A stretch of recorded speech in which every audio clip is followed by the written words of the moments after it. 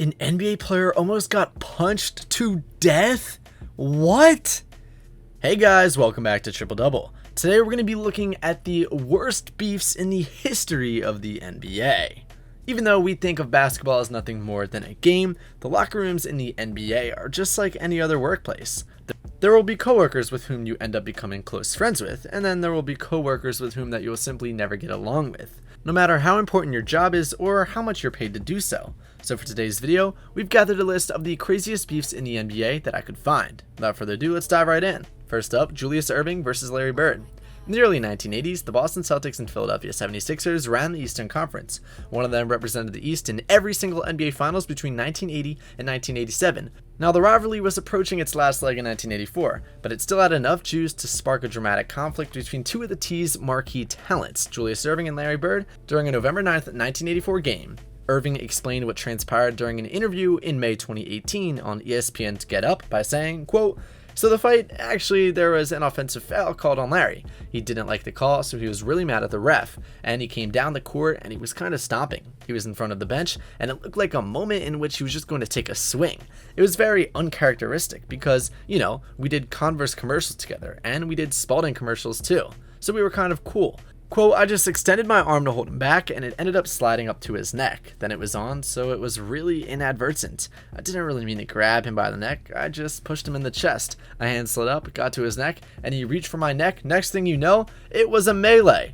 Bird and Erving threw punches. Moses Malone wrestled with M.L. Carr. The benches emptied, and before we knew it, there was a pile of players on the floor. Referee Dick Bavetta, who was forced into solo duty after his partner Jack Madden left with a knee injury that time, did what he could to restore the order. In all, 18 people were fined for the fight, 17 players, and 76ers coach Billy Cunningham.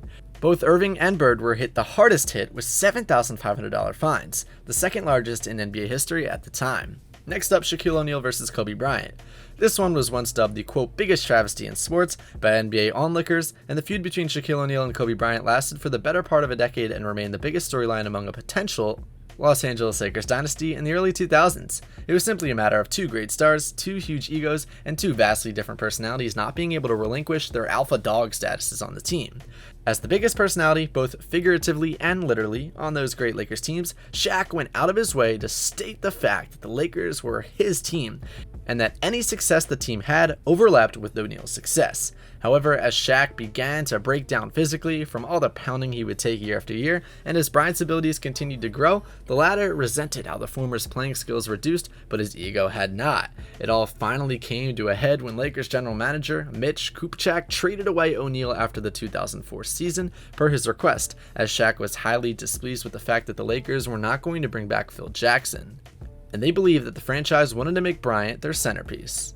Next up, Bobby Portis versus Nikola Mirotic. Two guys would otherwise be a member of the NBA's D-list, and even that might be generous. Both Bobby Portis and Nikola Mirotic of the Chicago Bulls became headline names in 2017 when the former punched the latter and got into an argument at practice after nonstop jawing at one another. Unsurprisingly, the feud led to physical exchanges, with Portis punching Mirotic in the face, leaving Mirotic with a fractured orbital bone and a concussion. Even after being suspended, Portis initially refused to apologize for the incident, though he did so publicly a bit later. Of course, that meant virtually nothing to Mirotic, who eventually demanded that the Bulls would move on with only Mirotic or Portis, but not both. One season later, Mirotic was traded to the New Orleans Pelicans. Next up, the Malice at the Palace. I think a video about crazy beefs that turned deadly would be incomplete if we didn't include the infamous Malice at the Palace. On November 19, 2004, a game between the Indiana Pacers and Detroit Pistons were less than a minute from its completion when a hard foul became a shoving match. That shoving match then became the most infamous brawl in basketball history. Pistons big man Ben Wallace attempted a layup when Ron Artest, now known as Metta World Peace, fouled him hard. Wallace shoved Artest, which resulted in both teams confronting each other at midcourt and the benches emptied. Ron Artest laid on the scorer's table, and then a fan threw a beer from the stands and hit him. The Pacers swingman raced into the stands, sparking a scary, unpleasant fight between players and fans that stretched from the seats to the court and spanned the longest 2 minutes in NBA history. Quote, "It felt like we were trapped in a gladiator-type scene where the fans were the lions and we were just trying to escape with our lives. That's how it felt, that there were no exit, that you had to figure your way out." End quote. There were legal repercussions for players and fans, and the league levied suspensions that totaled 146 games and $10 million in forfeited paychecks. The NBA also revised arena policies regarding security and alcohol sales. It was the worst kind of chaos imaginable, but at least it has never been repeated, right? Next up, Chris Paul versus Blake Griffin. While nobody can deny that Chris Paul is one of the best point guards in the NBA over the past decade plus, if not among the very best of all time, the win-at-all-costs competitor has earned a rightful reputation for being especially difficult to play alongside because of his devotion to winning. Plenty of people have insinuated, indirectly or directly, that Paul was an awful teammate, and Blake Griffin was often the prime subject of Paul's prickly demeanor while the two played on the LA Clippers. Many people around the NBA saw Griffin as someone who was as much interested in enjoying the perks of being a famous athlete in LA as he was being a top player in the league. And the continued shortcomings of the Clippers led to a very tense, if not destructive, relationship between LA's two top players. Next up, the punch. With one punch, the sports world was changed forever. Why? Well, let me tell you. It was the night of December 9th, 1977, which brought about an otherwise anonymous contest between the Houston Rockets and the LA Lakers, but it took a dreadful, violent turn in the opening minute of the second half. LA's Kermit Washington and Houston's Kevin Cunnert jostled while trailing a Rockets fast break. The two suddenly traded punches, and Washington's teammate, Kareem Abdul-Jabbar, intervened by grabbing Cunnert. Seeing this from afar, Rockets captain Rudy Tomjanovich raced towards the action.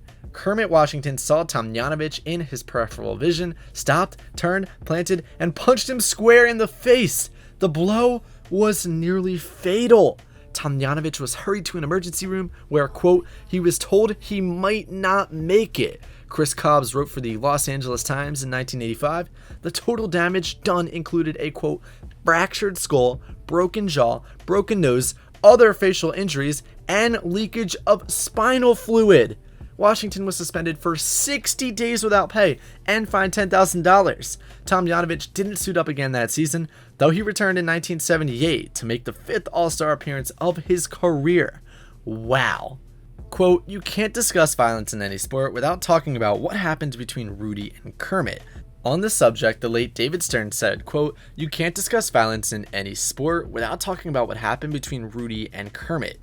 It crystallized and focused and forever embezzled on the consciousness of all athletes what can happen. Anyways guys, this wraps up our video for today. Which food do you think is the craziest? Let me know in the comments down below. For me, it would definitely have to be the Malice at the Palace. It's just so chaotic and memorable, but the most deadly has got to be the last one. Make sure to like this video and subscribe to the channel for more videos just like this. I'll see you guys next time. Have a great day.